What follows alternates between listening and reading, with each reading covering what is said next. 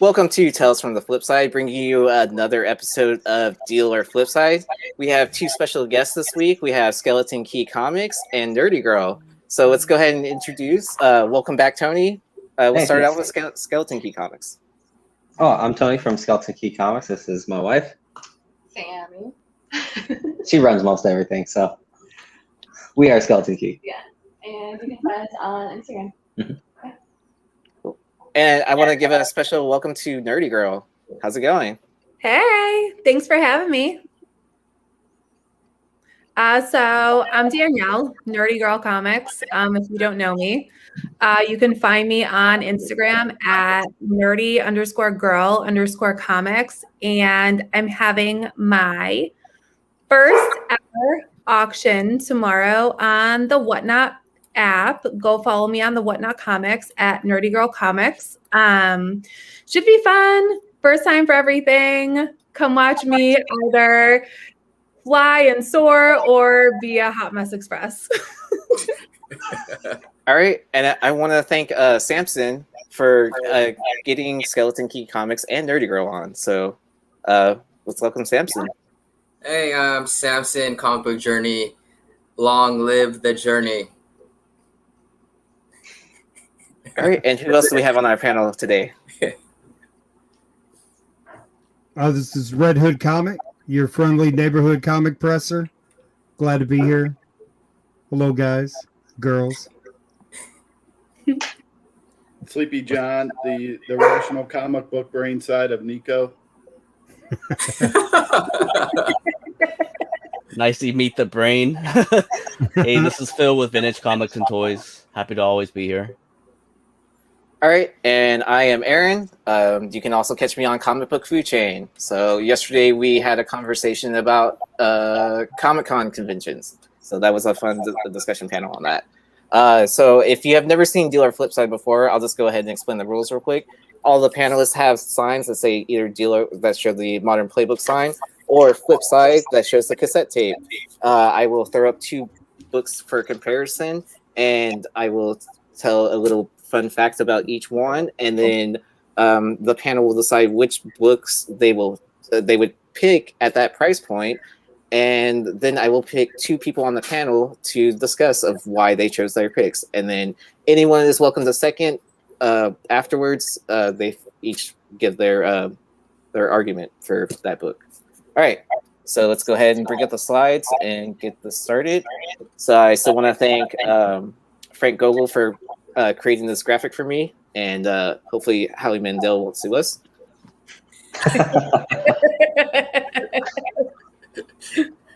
All right, so I want to give big shout outs to my coworker Trey for providing this comparison. He suggested let's compare Star Wars Heir to the Empire #1 CGC 9.8, which sold for $2,299.99. versus a Ultimate Fallout 4 CGC 9.8 that sold for $2,550. So, through chatting with him, he was sending me like information about the census numbers that there's a lot more of the Ultimate Fallout 4 compared to the Star Wars Heir to the Empire, which I thought was really interesting. So on the count of three, I will ask the panels, everyone on the panel, to hold up your sign of which book you would purchase.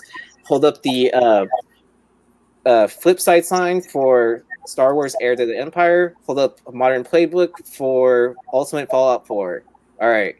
3, 2, 1. Let's see. Let's go with Skeleton Key, and let's go with Phil. Go ahead. You want me to go? Mhm. All right. So I chose Ultimate Fallout 4 because, I don't know, I always say I feel like Miles is the future. And I really saw that when our youngest, so he is African American. And so he always would call himself Miles. And then that's when I really just started seeing that, like, just the way, what Tony resonated with Peter Parker when he was little, just like so instantly I see like children all around me, of all races, just like loving Miles and Gwen, and so I just feel like Miles is like here to stay for a very, very long time. Yeah. Especially being a mixed character for sure. Yeah, for me, I think the difference, a couple things stands out is that you got 39 bids for the Ultimate Fallout 4 versus just the best offer. And then Admiral Thrawn, I'm not super huge on Star Wars, and I haven't read that much Miles Morales, but I know who he is, and I don't know who Admiral Thrawn is. I know that's the big reason that book is something, but I don't know who he is personally. So I know I would rather have the Ultimate Fallout in my collection. All right.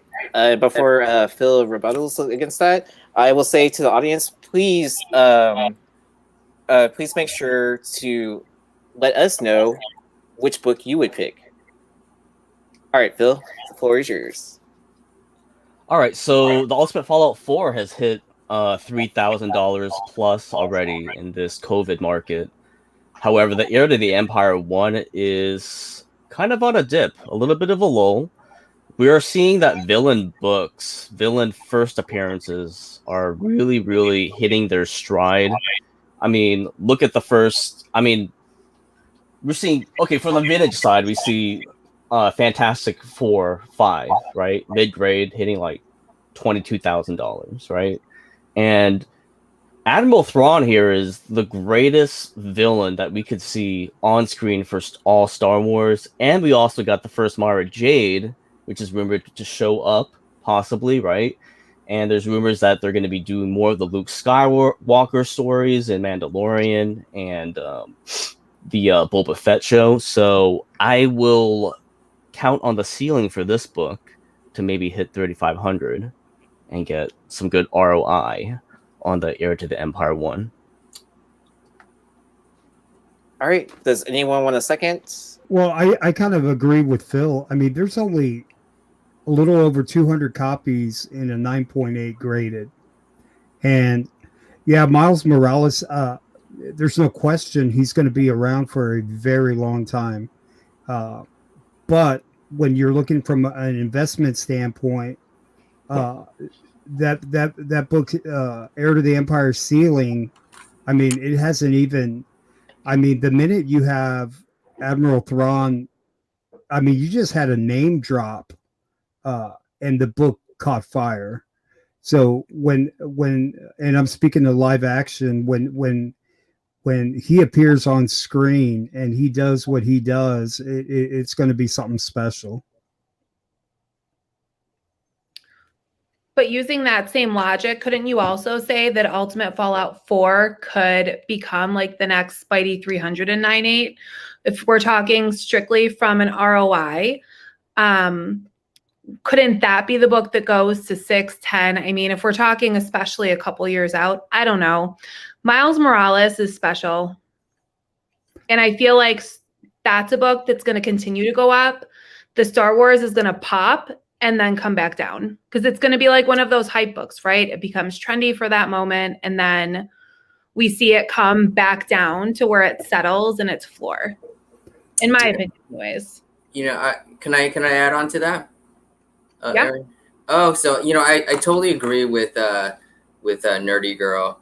I mean, Ultimate Fallout, I see it, you know, so liquid for the next like 5 to 10 years that you can constantly sell that book over time. You can sit on it, sleep on it, and that book will continue to appreciate.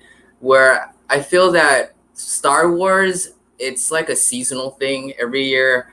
Once the shows stop airing, the book starts to just dip.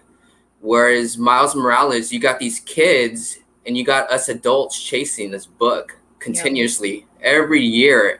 Like this book continues to fluctuate, but it only dips maybe by like a couple $100, but it's always in demand. And this book is always on Deal or Flipside.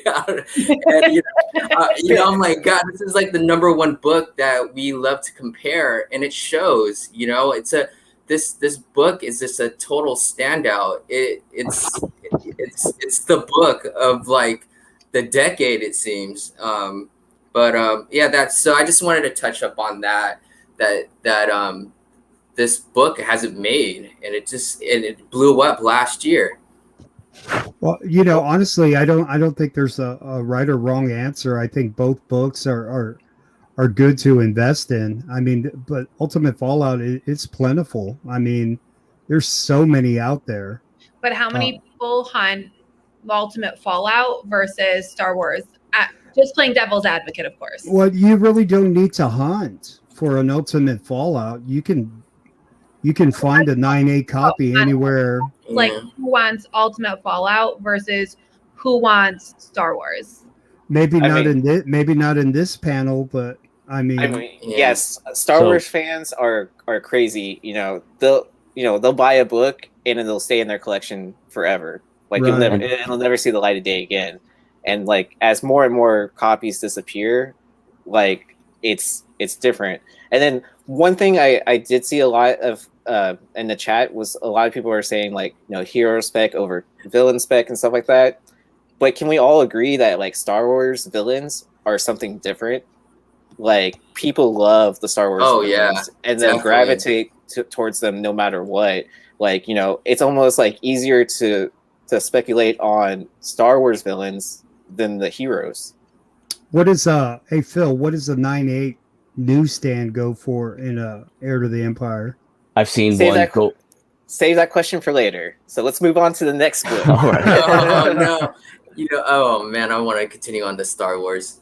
But right. I mean oh, go ahead. No, oh really? Okay, I get to. All right. Yeah, so I mean, I think the where it boils down to is when we see Thrawn on screen, that's going to be the determining factor of whether we invest, into this book, because if it, I highly doubt that it will flop, but there's a lot of high expectations on the Star Wars franchise, especially when it comes to Disney Plus. They never fail, but we'll see. Let's see what happens.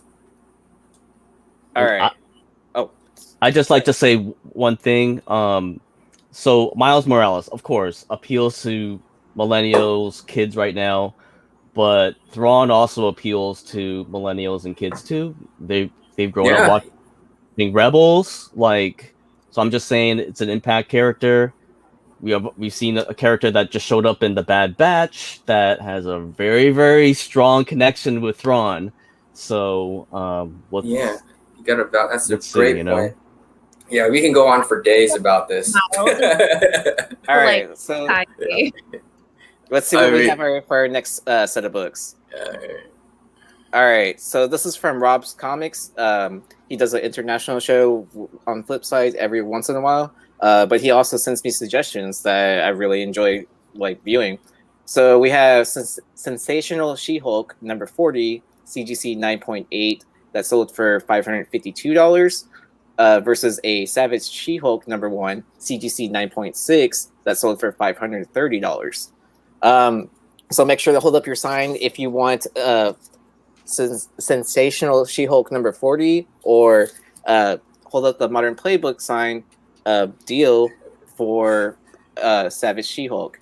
All right, so hold up your signs in 1, 2, 3. This is a difficult one. All right, let's go with Nerdy Girl and Samson. Oh man, Mama. I mean, Mama. it's She-Hulk 1. If you know anything about me, you know that's my book. It's her first issue.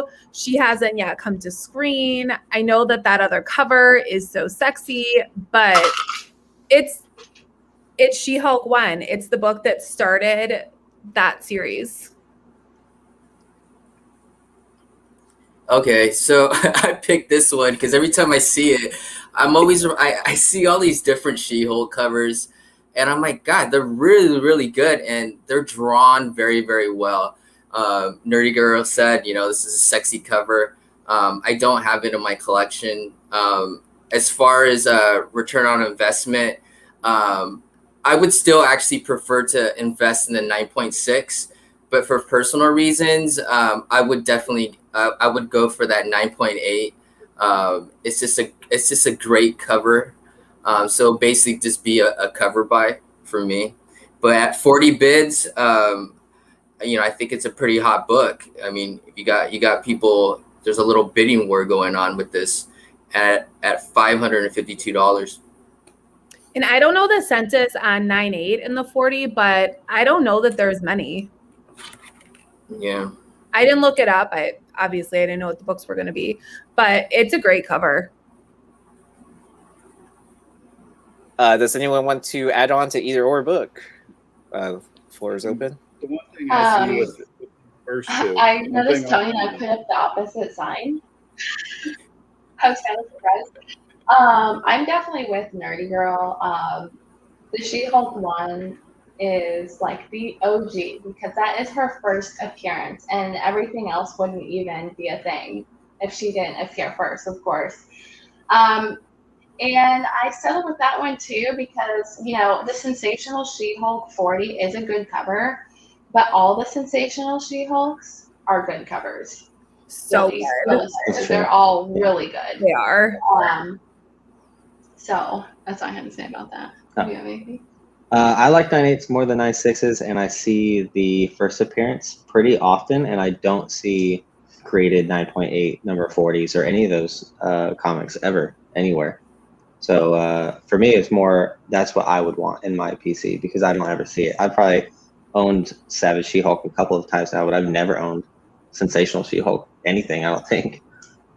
All right, so for Sensational She-Hulk, there are 164 blue labels, 9.8s, and there's only one signature series, and so making it a total of 357 graded.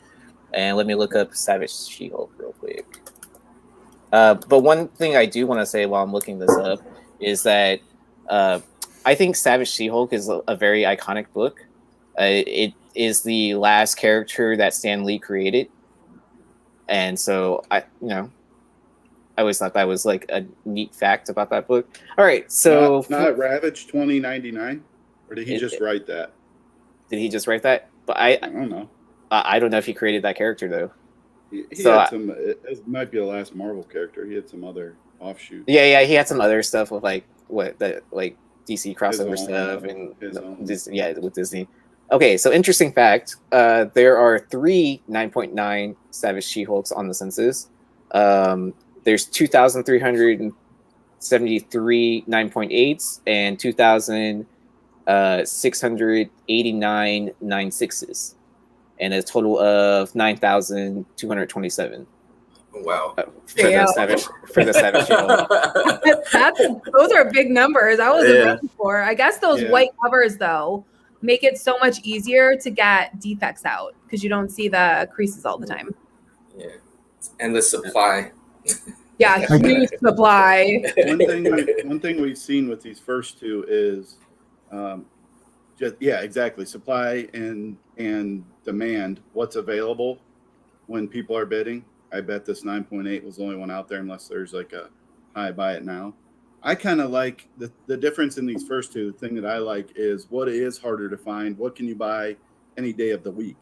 So you can buy a She-Hulk 1 and 9.6 any day of the week. You can buy the Ultimate Fallout 9.8 any day of the week.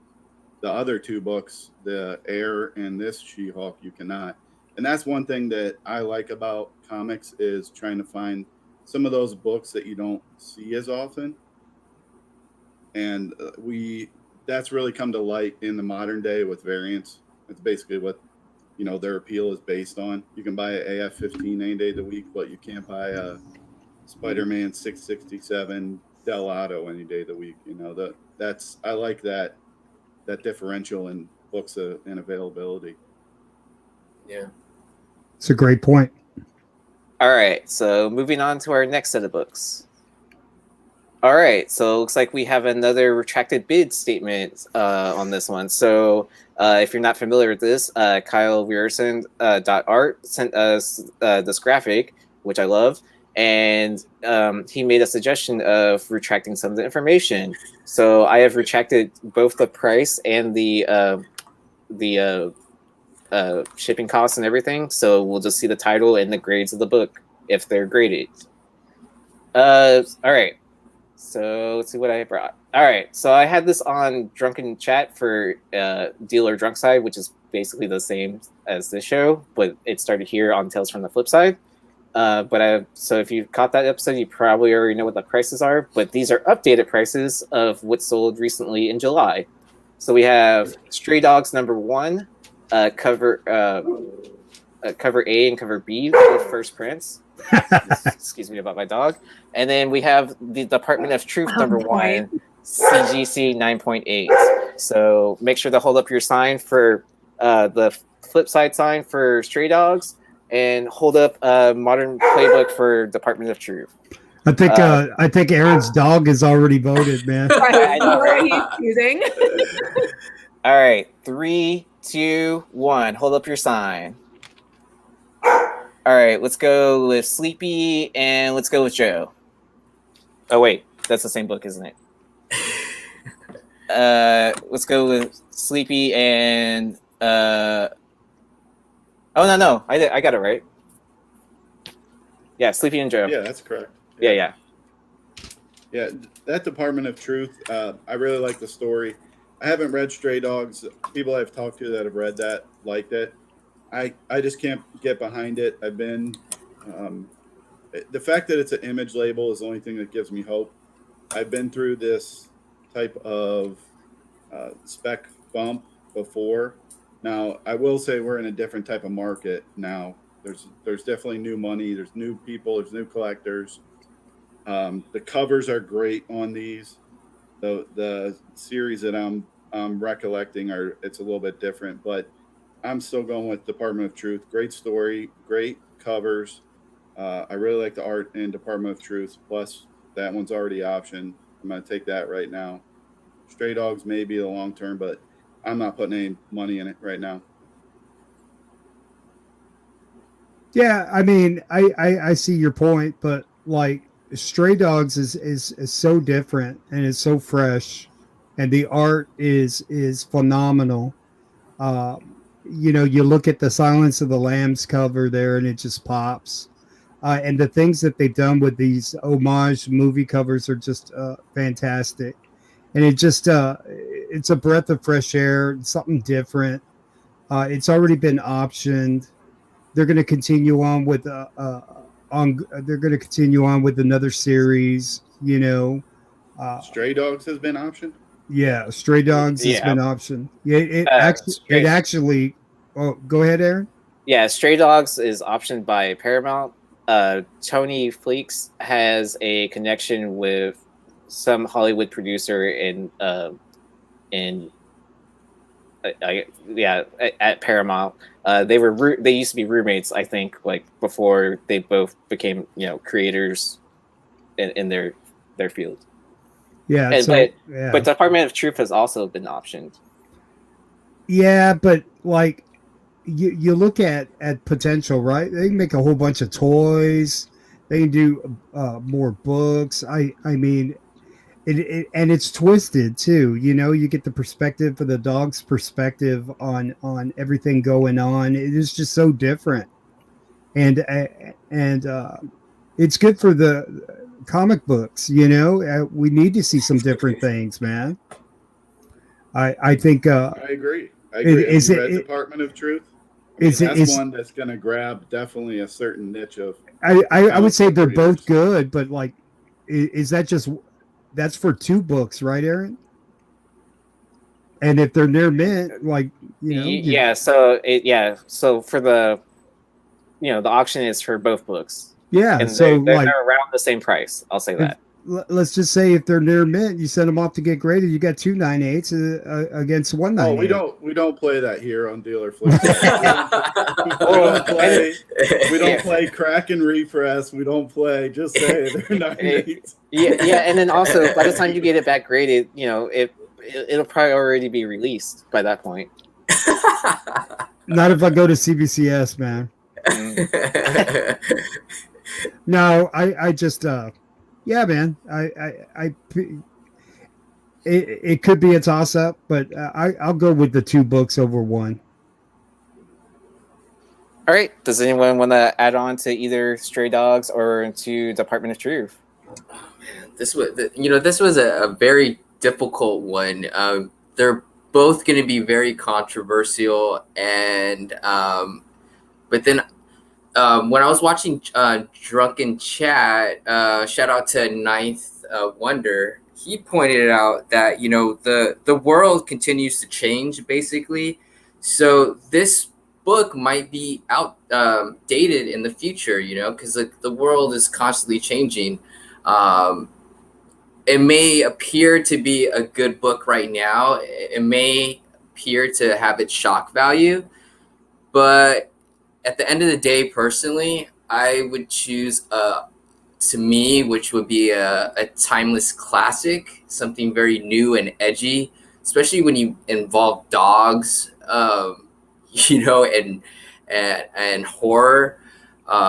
The perspective of the dog, and these dogs are cute, they're adorable, and back to what Joe was saying, people are going to be wearing shirts. Hopefully, they're gonna have stuffed animals.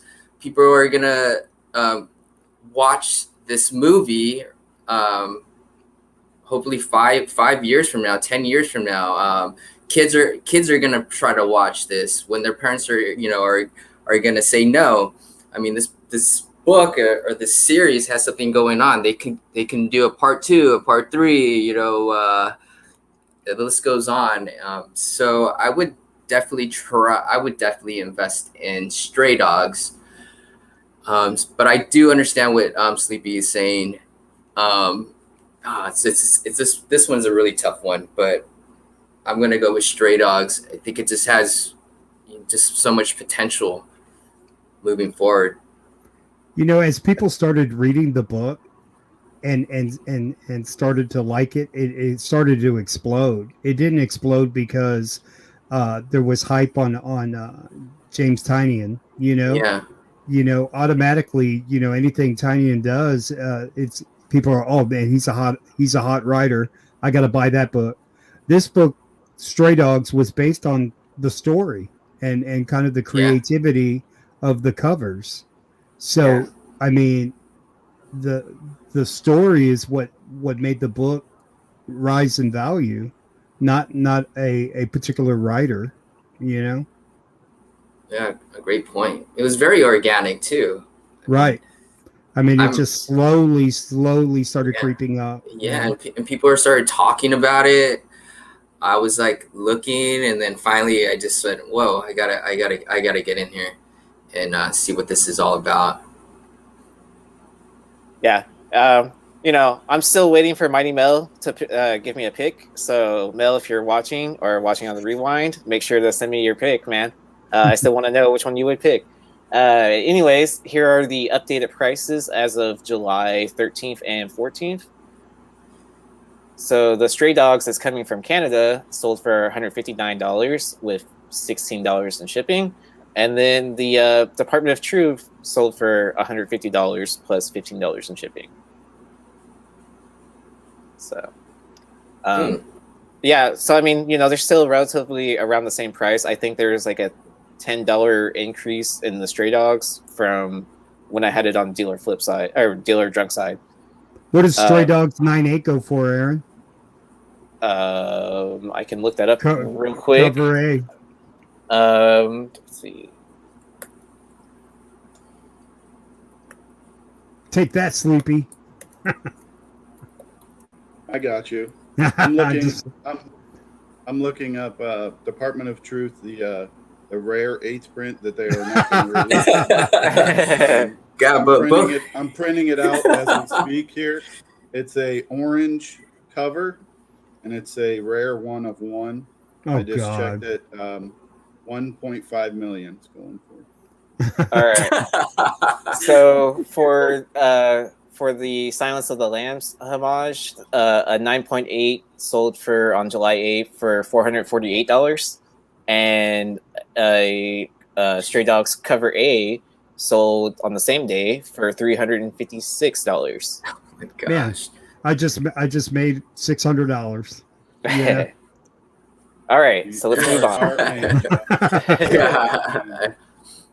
All right, so we have another pick from. Gosh, Another Star Wars against Yeah, Miles. All against right. Miles again. Yeah, so we have the this is from my coworker Trey again. He sent me like, hey, why don't you compare the Heir to the Empire #1 newsstand edition, which sold for $4,000, versus the whatever price a Ultimate Fallout 4 1 in 25 would match up to. So this is the best I could find, was a 8.0 sold for $4,200. So hold up your signs if you would buy the newsstand Heir to the Empire, or the deal sign for Ultimate Fallout 4. All right. I'm guessing it's not going to change much, but here we go. 3, 2, 1. Hold up your signs.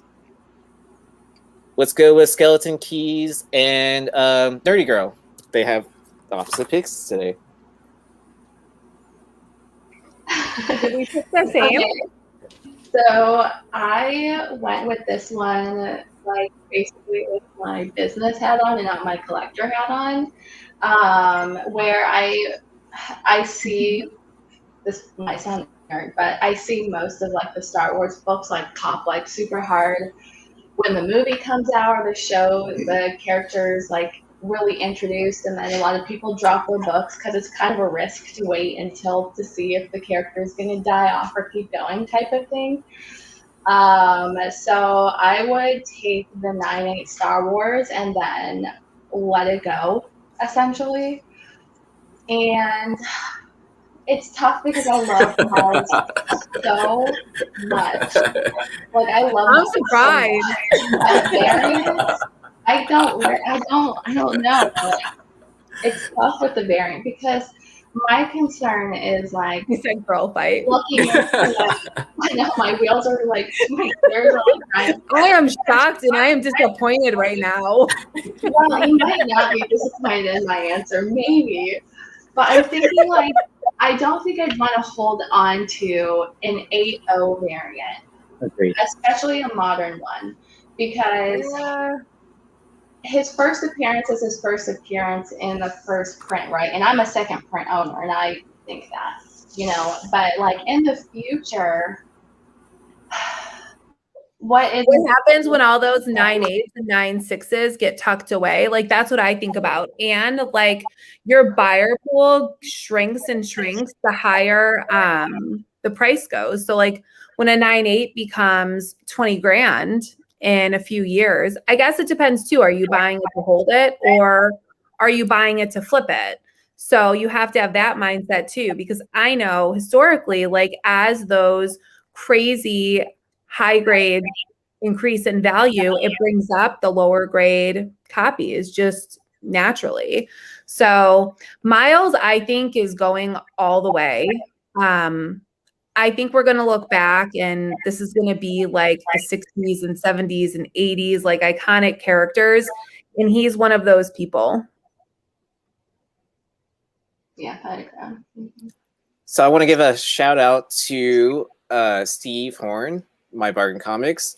He pointed out to us before that, you could find the Ultimate Fallout 4 in 5 and below packs back in the day. So I'm guessing that's where this 8.0 came from. Just guessing, because I mean, we've all seen how Walmart packs are treated, and we can assume that 5 and below packs are treated just as well. I found one. You found one in the 5 and below pack? Yep. That's cool. Nice.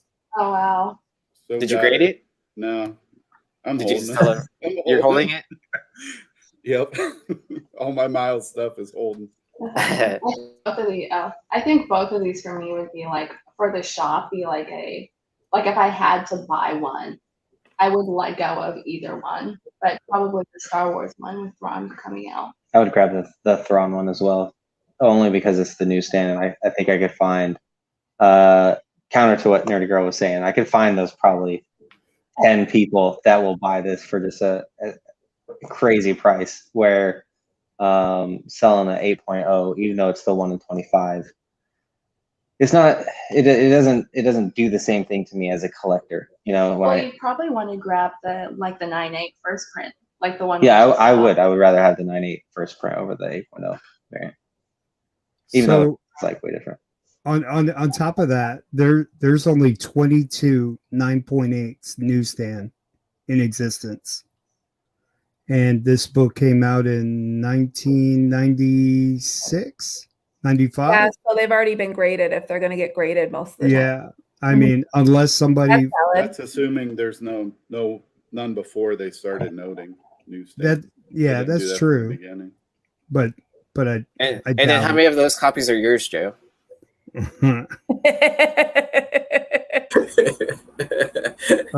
Phil's holding all the raws. Creating the market. Yeah. All right, let's move on. Thank you, Trey, for that comparison. And then we have another comparison from Rob again. So we have a Nova 1 CGC 9.8 that sold for $2,200 versus a Nova 1 CBCS 9.8 that also sold for $2,000. So hold up your sign for CGC for Flipside, or hold up the Modern Playbook symbol for CBCS. So let us know which one you would pick. In 3, 2, 1, hold up your signs. All right, let's go with Phil, and let's go with Skeleton Key. I mean, I don't know if this is a trick question or not because it's. I mean, we gotta ask Rob. He's in the audience. Like, let us know, Rob, why you chose these two books. maybe one is off white, one's white. I don't know, but Oh, that's a great Yeah. point. Well, I think they both look like they're white pages. Yeah, they're white. Yep, both are white pages. And okay, one of them's a Mark Jewelers variant, right? Something like that. I don't see a star. I don't see a 35-cent variant, which I don't Who think you choosing? this one. Yeah, That's so what this question is. so basically it's just like, are you saving $200 and buying the CBCS, or are you spending $200 more and buying the CGC? I think it's basically what the question boils down to.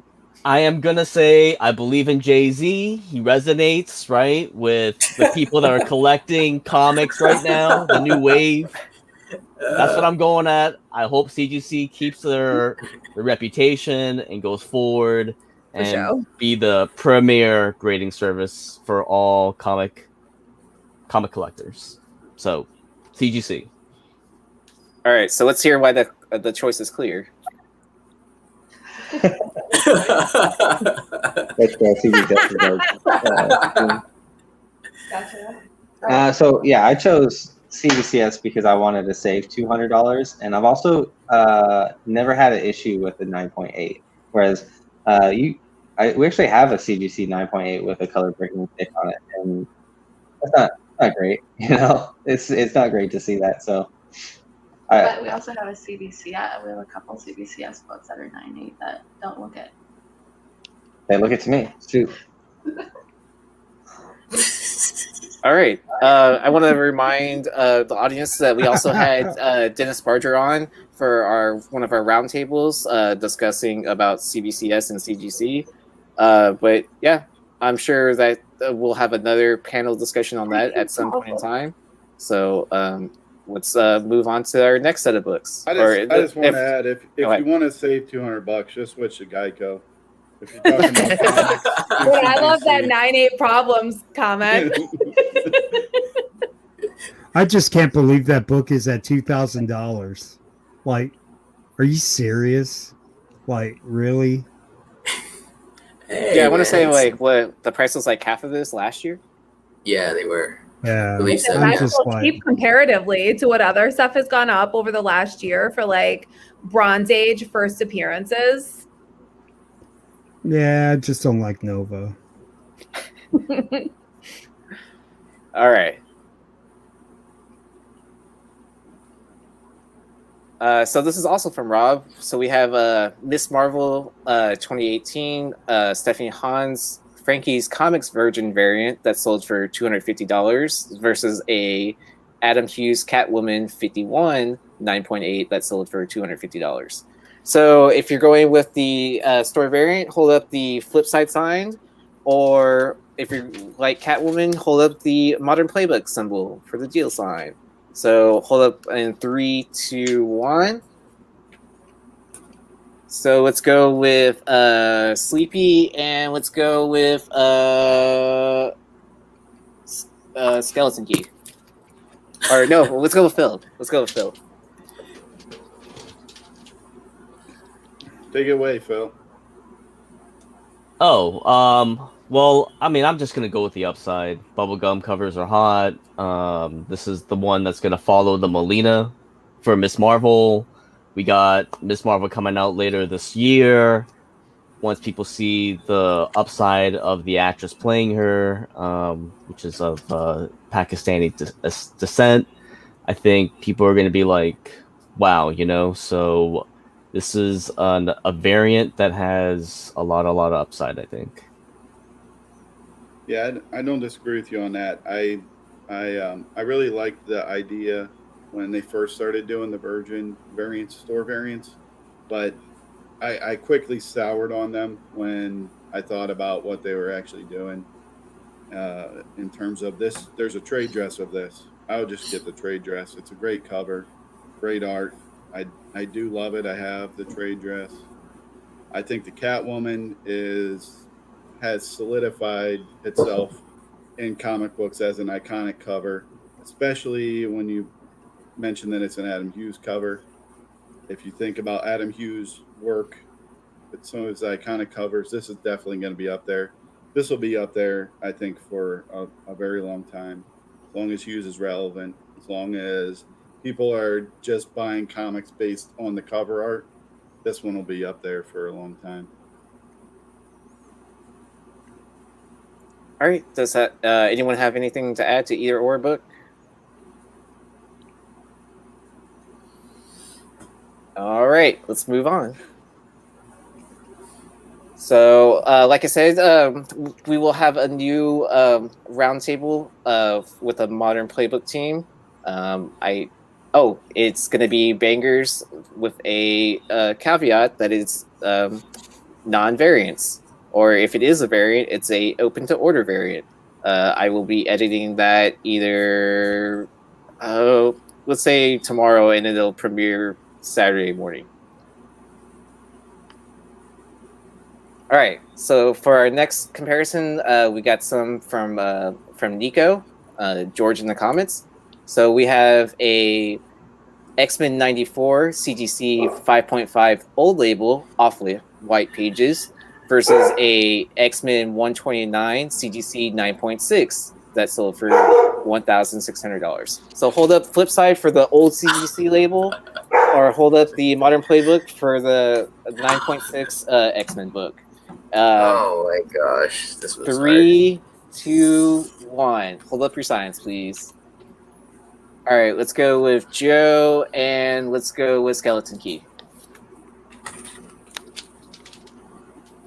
Okay, so when I'm sorry, but when you say old label and it's a 5.5, I'm gonna buy it and I'm gonna crack it open. I'm gonna press it and I'm gonna resend it out, and it's gonna come back 7.5.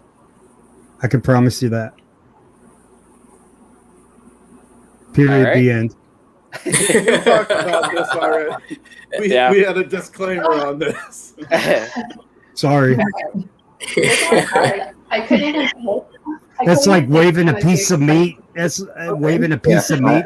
Mine was a pancake. So I was like, I don't know which one. Yeah, so for me, I ended up going with the 129. It was very, very difficult to pick between these two. I don't know much about old CGC labels like that, so I wouldn't have known to do that. I would have just kept 5.5. But I did see that at least 63 people wanted the other one, and only one person wanted the 5.5. As much as we as a family love X-Men 94, we've seen those characters. You know, we haven't seen Kitty Pryde in a long time in a movie.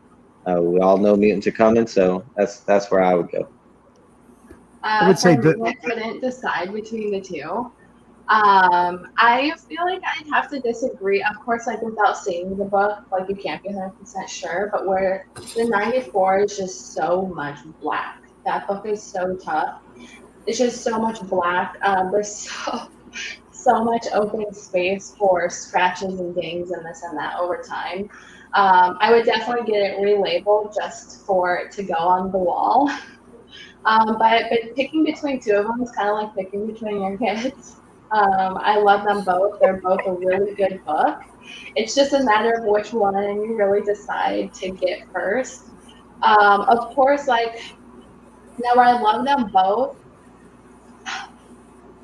If I had to actually like pick one, I'd probably pick the 94, and that's because Chris Claremont really did amazing things with the X-Men. He brought in diversity, and that's something the X-Men really needed to be the X-Men that we know today and to survive, really, in comics. So I guess with that being said, I just have to pick that book, even in a lower grade condition, because that's just one of those books where like big things happen. I know Giant Size X-Men came before it, of course, but that's when we see X-Men in the run, and it's just like, wow, so good. You got Storm, you know. Anyways. Yeah, I wouldn't be mad with either. They're almost like side by side. So the biggest thing with the old CGC label, a lot of people don't realize, is that this book was graded before pressing was prevalent. So it's I mean, it's one of those things where you can almost guarantee has not been pressed. It probably hasn't been pressed, but not being pressed doesn't always mean you're guaranteed an upgrade. Don't get me wrong. I've been in comics for like almost 20 years, and I know that a lot of times when you see an old label, it has a really good shot at bumping, but every old label in like a 5.5, it doesn't guarantee that you're going to get like 4 grade bumps. Like it could be a 5.5 because it's got crazy spine damage. But either way, X-Men 94 is like, it's part of like that new era that came in. And it's always been an undervalued book. I would send me one of your books that's graded in a 5.5 and let me crack it open. I don't have any 5.5s that I kept. that are challenge on the table. Like that. Just take one of your higher grade ones out, bend it up, send it in. Right. Give it back to Joe. Give it back to Joe. See if you can get it back to where I mean, it's probably got a good likelihood of like upgrading on like the old labels. I know that like pressing wasn't a thing, and grading standards have changed over the years, but you're not always. So you can follow me on Instagram at Red Hood Comic. You know, you can see some. Listen, I'm not knocking your work. Don't think I'm taking it as like a diss on you. I'm not knocking your work. I'm just saying that that's like a very blanket statement to throw out there for people to run out and grab 5.5 super old labels and hoping they'll get like crazy increases. I do. Listen, you do you, my friend. I'm just trying to create some drama on the show, you know? So one thing I will say, like when I was making up slides for this and taking screenshots, X-Men 94 in a 5.5 and like some of the newer labels, they were selling closer to like $1,000. Like, so, you know, that's quite a bit of a. It's definitely priced in. Yeah. I mean, you know, it's priced for someone to say like, hey, you know, you have this chance of bumping it up. It's the old label premium that we've all heard about. But I mean, I thought it was just kind of an interesting take on that. That, you know, I mean, but you know, X-Men 94, that is an iconic book. That's what Claremont started to make his iconic run on the X-Men. Yeah, I think this is one where we see these two books. Like if there's some type of media bump for it, these two are not really going to change a whole lot in terms of that. We've already seen the X-Men. We know they're coming again. I think 94 is, if you're looking for that bump, 94 is going to be that one. And that's always been such an undervalued book, like forever. It just never gets the love that it should from like the importance it plays. Oh, you're talking about 129? Yeah, I agree. No, 94. I thought you were talking about 129.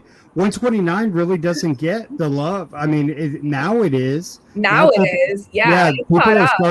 People are starting to especially first appearance of a key character like that. Well, and especially like first appearance females who become prevalent, right? Like all of a sudden, like those female superheroes and even villains and anti-villains are really finally taking their place. And I think it's because so many females are finally feeling like, okay, I can come into this hobby and like I can go after them, and they're usually like dope covers anyways. And who doesn't like collecting fourth appearances of characters? Yikes. All right. So here's a comparison from Rob. We have a Oh my Teen God. Titans number 75 that is signed and sketched by Adam Hughes. That sold for $1,499.99. And then we have a Harley Quinn number 1, Adam Hughes signed, but it's also signed by Palmito, Connor, and Harden. That sold for $1,500. So hold up. Yachty. Sorry, I'm not gonna be able to say that. But anyways, hold up the Flipside sign for Teen Titans, or hold up the Modern Playbook sign for the Harley Quinn book. Oh man. And 3, 2, 1. All right, let's go with Phil, and let's go with Samson. Oh man. This will be good. This will be good. Go Samson. Go Samson. Am I going first? Oh Yeah, man. I don't even know what to say about these two books, but you know, the Harley Quinn, Adam Hughes.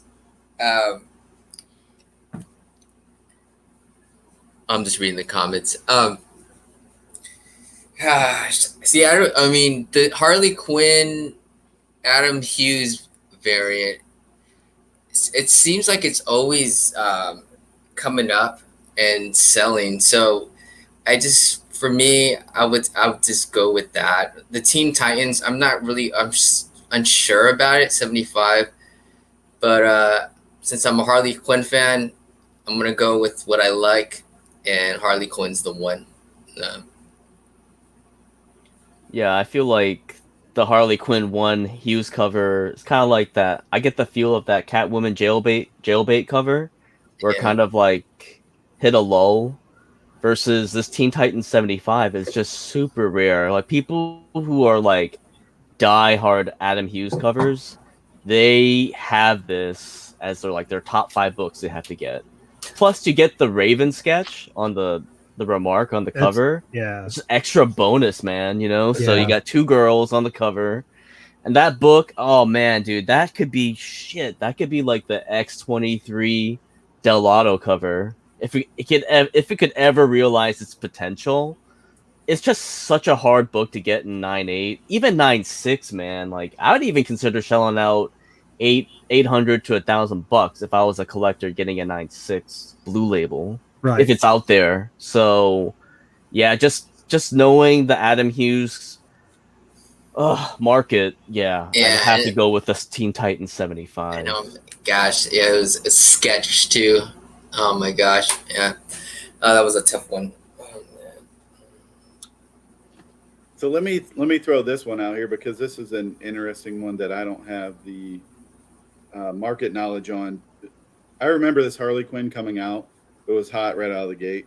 I mean, it was. I want to say it was 200 upon release. But a book like this Teen Titans that grew over time, it would be interesting to hear like a perspective from a shop owner, you know, somebody like Dennis who's been in it for a long time, that's up on this stuff and saying like, I never expected a Teen Titans variant to ever be worth $100, let alone, you know, obviously there's a premium here for signed and sketch, but you know, the DC New 52 was super hot when it was going on. Actually, I guess this was before New 52. Yeah, every time So like you said, you know, the Teen Titans has just continued to be on the climb, whereas this Harley Quinn was very popular when it came out. I do think it's iconic if it ever catches on. Yeah, one thing I will say is that every time I see this Harley Quinn book, I always think of the Spider-Gwen #1 that Hughes did. Maybe it's just because of the color palettes, like the position of Harley versus, you know, Gwen. I don't know. for some reason that's what always comes to mind. But I know That's true. It might have been done around the same time. That Spider-Gwen was a commission that they turned into a cover. right. All right. Does anyone care to add on to either or book? Nope. All right. Let's see what we have next. So we have a Conan the Barbarian #1, Very Fine Plus, estimated at 8.5 raw. That sold for $510 versus a Avengers Annual #10 CBCS 9.6 that sold for $456. All right, so hold up Flipside for Conan. Hold up the Modern Playbook symbol for Avengers #10. In 3, 2, 1. Let's go with Nerdy Girl and Joe. It's Oh, Conan. no. It's a Fight, sobering. fight. It's a Oh, no. sobering key. She's going to Oh kick my ass no. again. It's that TikTok sound clip. I'm sorry about the other. Avengers Annual 10, you could find in like boxes for like $3 2 years ago, $10 a couple years ago. Like it's Conan 1. He's gonna get his show. Like it's not graded, but it's in nice shape. It's not even a question. Like I know it's First Rogue, but like you could literally go search any number of boxes on a con floor and pull that book out all day long. It's another hype book that in a few months, we're going to see it back, settle down to a couple $100. Conan 1 is going to keep climbing. Yeah, I'm tagging you. I'm scared. I would just say whoever was selling the Avengers Annual 10 probably would have had a better shot if you didn't put the words PGX in the freaking title, man. You know, like I don't think that was the problem. Yeah, it's like PGX. Right. I just X-Men are hot right now. First appearance of Rogue. If you wanted to like for a quick flip, right now would be the time. I mean, shoot, and you're right. They've always been plentiful, but it's already hit 40 bids, and it's hitting up close to $500 on the 9.6 and the CBCS. The Conan has 39 though. Yeah, I guess for me, like if I'm gonna buy book, I don't feel that comfortable buying someone that's putting 8.5 on there. It's like they don't work for CGC or. And well, 9.0 I think is like 1,200. Also, I think on GPA it's like 1,000 or 1,200. Wouldn't you want to see more pictures though? Like, well, we don't know what pictures were in the listing. We just get the thumbnail. Yeah. Yeah, and I didn't look into it that carefully to see like if they. Okay, Aaron, I'm going to change my pick. hey, Joe, we've talked about this. There's no refunds once you pick a book. Thank you for moderating Joe's commentary. Yeah, we've talked about this, Joe. Seems to be a reoccurring problem. I tapped out. No, I tapped out. Yeah, no refunds on this. So, all right, Mama. Not messing with this lady. Let me ask this one that nobody can ever answer. Why? And I'll say this: I picked the Conan book. Why does anybody care about Conan? We've already had the two best Conans that we could probably ever have, in Schwarzenegger and Jason Momoa. And now they're going to do a new show, and we're just supposed to be like, "Oh, this is going to be a great Conan show." And definitely, why do people care about Conan? I think it's the excitement of seeing what they're going to do with it, right? And like where they're going to take the story, how they're going to develop the other characters, and like share like his journey on the screen, I think is what it is. And I think that's why people get excited. And I always am interested to see how is this actor going to resonate and portray this character that people love so much in books on the screen. Yeah, I can totally buy that. I would counter that with, have you ever heard of a team called the X-Men that could just do like a million times more shows and movies than one character. I don't know. Yeah. I'm just throwing it out there. But like I said, I'm buying the Conan. I just don't get it. I'm still rocking with it. I picked Conan because I like the cover a lot more than I like the Avengers 10 cover. I think it's such a terrible cover for like a key book. Yeah, you're not wrong. To answer your question about the Conan show, I didn't even know there was a Conan show coming out, but now that there is, it makes me want to pick it even more. And if they did like you remember the Hercules show with Kevin Sorbo back in the day? If they did something like that with Conan, with like upgraded like CGI and storylines and better writers, so dope. You watched the cartoon, the Conan the Adventures in the 90s. That was pretty good, right? Cartoon. There was a There's cartoon. a cartoon. There was a Yeah. cartoon of Conan. I think I watched a couple Yeah. episodes of it, like that were on like in the mornings.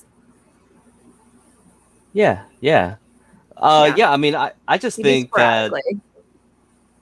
yeah, I mean, Conan definitely has a huge following, and the people that read Conan, like in the 70s and 80s, they care about the new comics that are coming out. So, I mean, there's a huge ceiling for that first appearance.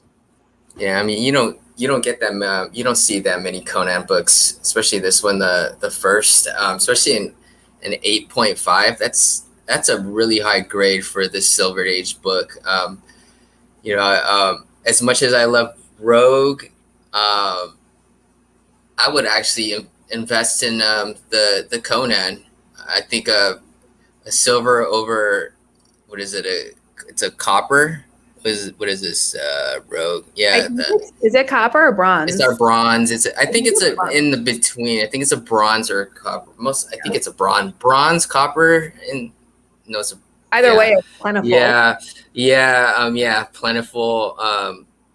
It's just I couldn't pass up an 8.5 Conan, even though I would always buy an X-Men related character. Now that I think of it, I think that's a pretty low buy-in now. Now that I really think about it, I think these people are pretty smart on bidding on this book for $500. And don't forget, you do have that chance of winning that 10-speeder bicycle. I mean, Conan was hot back in the days, man. Conan was hot. Arnold Schwarzenegger. That movie was pretty badass. Am I right? Yeah. Nobody's even watched the Kevin Sorbo. Wait till people find out about that. I'm sorry. I'm thinking Kevin Sorbo. All right. Aquaman one. Oh, Momoa? Yeah, the Momoa version. All right. Let's move on to our last set of books for the night.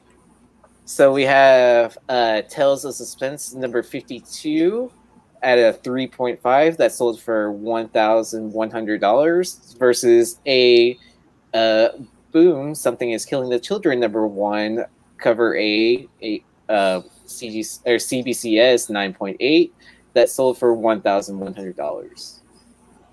So hold up the flip sign for the first appearance of Black Widow, or hold up the Modern Playbook sign for the first appearance of Erica Slaughter. So let's hold up your signs in 3, 2, 1.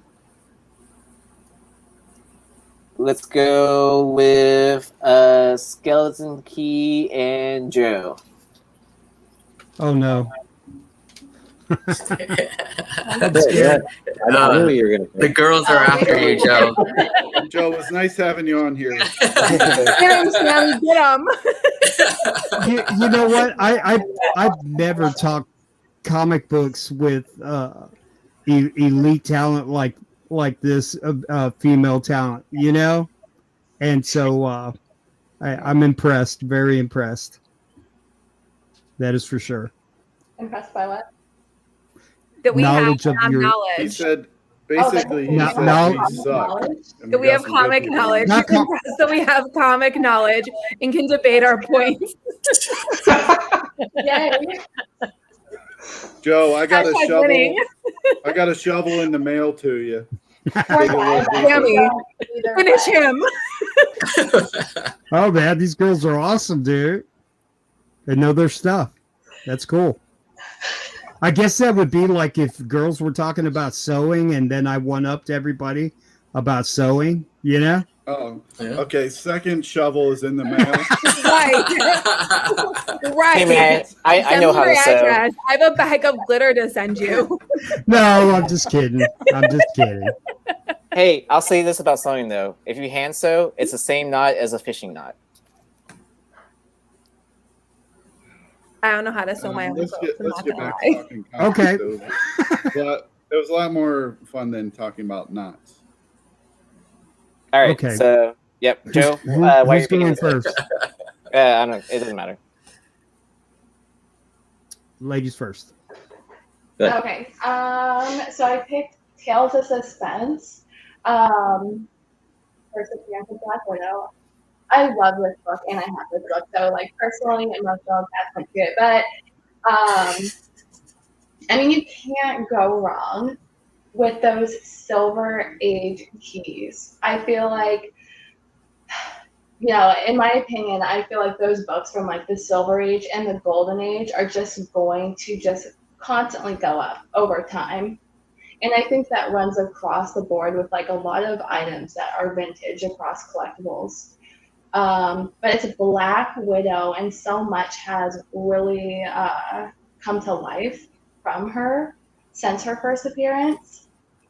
So I would definitely, I mean, I'm not a modern collector at all, except for like Miles Morales, but I would all day, every day pick this over like a Silver Age key over a modern key. Yeah, Something Killing Children is right up my alley. I love these type of books, but I would have to go with Black Widow as well for all those same reasons. Yeah, and it's hard to find. Like, I love finding my PC books in the wild. And we went on a road trip, like literally from Maine to Florida, like hunting in every single state. And I think we shopped at like, oh my gosh, it must have been like 15 to 20 That's shops. something crazy. I saw one Tales of Suspense. We even called around places to see what they had. Like, it was crazy. We found one, and that was it. I've never seen one since. And this, I mean, we've been to a lot of shops. I mean, it's not a book that you just see. Something's Killing the Children. I've probably seen one at every shop I've been at since it's been out. Yeah, I feel like in, I don't know, 5, 6, 7 years, you're gonna have people wanting Tales of Suspense 52, and you might not want your Something's Killing the Children that you bought for $1,100 selling for $600 then. Well, yeah, and as Black Widow becomes more popular too, I mean, that book is going to be even hard to find online. So, I mean, it's a beautiful book, you know, and what would have been cool at the end of the movie if the older Black Widow would have worn something that looked like the Black Widow in this book, you know, I would have appreciated that a little bit. I'm just saying Yelena Belova is the future, and I think that book will basically surpass this. People are going to want the Yelena Belova, right? I mean, that's just my opinion. Something is killing the children. Something is killing the children. It's a hot book right now, and $1,000. I don't think that's. I don't think that's hit the ceiling. I mean, a 3.5 at $1,000. Do you think that's going to go up more? I mean, what? I mean, that character is not going to be in the MCU anymore. She's dead, right? Oh, yes. Oh, we were just talking about that because, like, in Tales of Suspense 52, it's not only like an incredible cover to me, like I absolutely love the cover. And even though Black Widow, of course, isn't in like her actual look, I mean, she still looks like a total boss. But that's like the OG book of the Black Widow. And where you have Yelena Belova, and she's amazing. Unpopular opinion, don't get mad, don't get offended. But the first appearance of Yelena Belova is a horrible cover. It's I don't want that on my wall. It's just like this is another unpopular opinion. I'm a huge Doctor Strange fan, and that goes like in like with my relationship with my grandma. But I want Doctor Strange 169 over his first appearance, and I think that's like the same. Yeah, the cover is so much better. Yeah, because at the end of the day, I don't want Yelena Belova's first appearance on my wall. And like Something is Killing the Children is like the flavor of the month, right? It's one of those like hype books where it's like the flavor of the month and next month, and where's it gonna go? But like Silver Age first appearances are, like Sammy said, they are and Tony, they are always, always, always timeless. Like you only get one origin of Black Widow. And I know that Something is Killing the Children is very trendy right now. Netflix is coming and they're going to do something, but how many 9/8s are there? Like, I know there's a lot of Tales of Suspense 52s, but it's like an origin of like a very iconic, important part of the Avengers and part of the whole MCU. Like she plays into that whole team.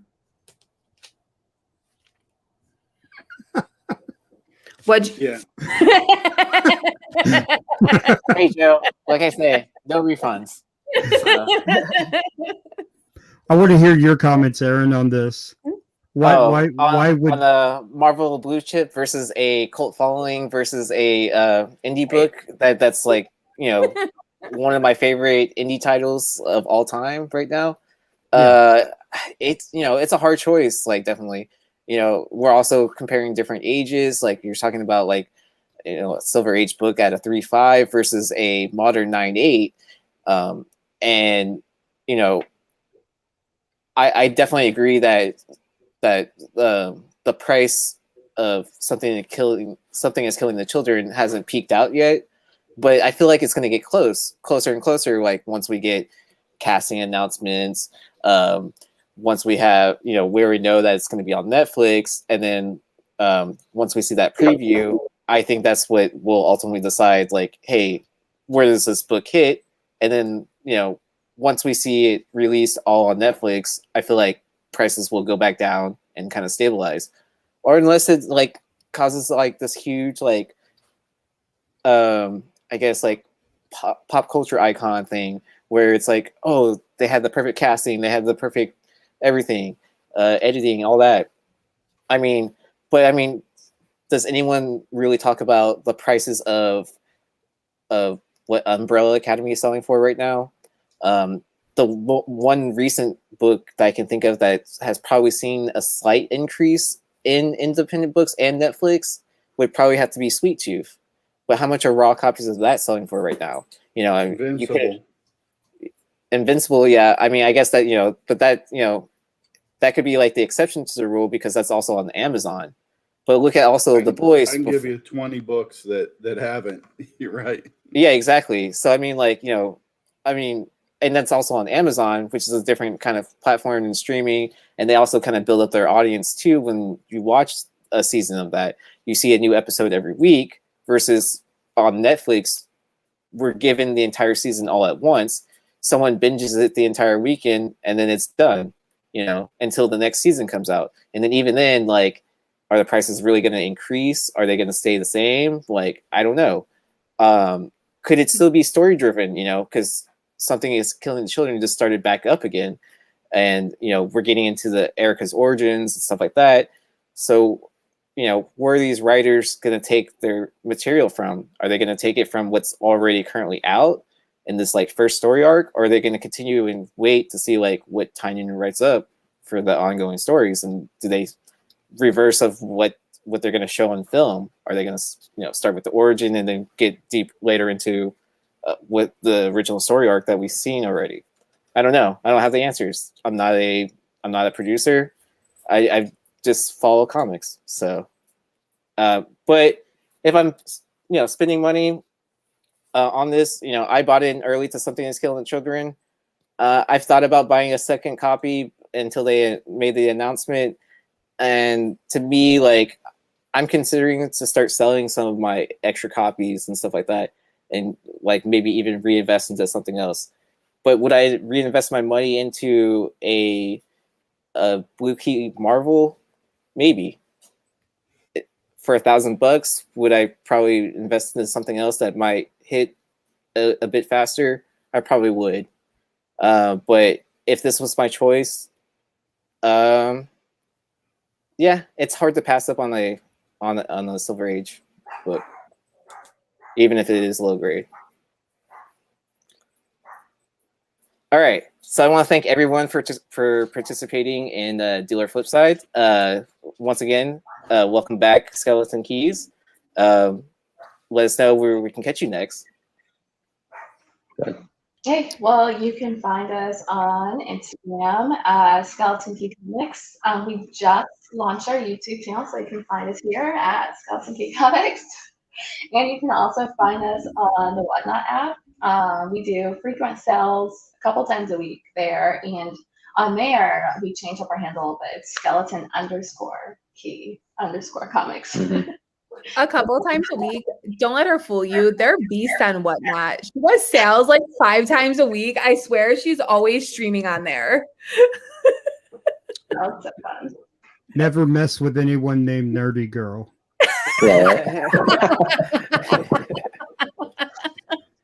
All right, and for the final thought of the day, make sure to have your pets spayed and neuter. And Bob Barker, please don't sue us.